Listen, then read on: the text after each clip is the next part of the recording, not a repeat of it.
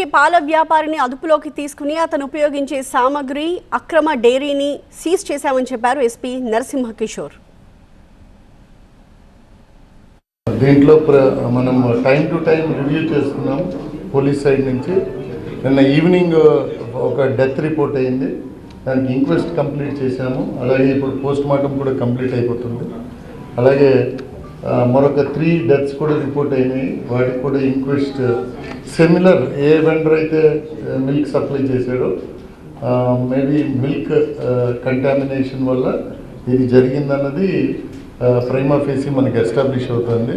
So దీనికి సంబంధించి ఆయన హౌస్ని కానీ లేకపోతే ఆయనకు ఉండే చిన్న అనాథరైజ్డ్ డైరీ మెయింటైన్ చేసే రూమ్ని కానీ మనం కంప్లీట్గా సీజ్ చేసాము. అక్కడ ఉన్న ఏదైతే మెటీరియల్ ఉందో మనకి ఈ ఫోరెన్సిక్ సంబంధించి పంపించాల్సిన మెటీరియల్ సీజ్ చేశాము.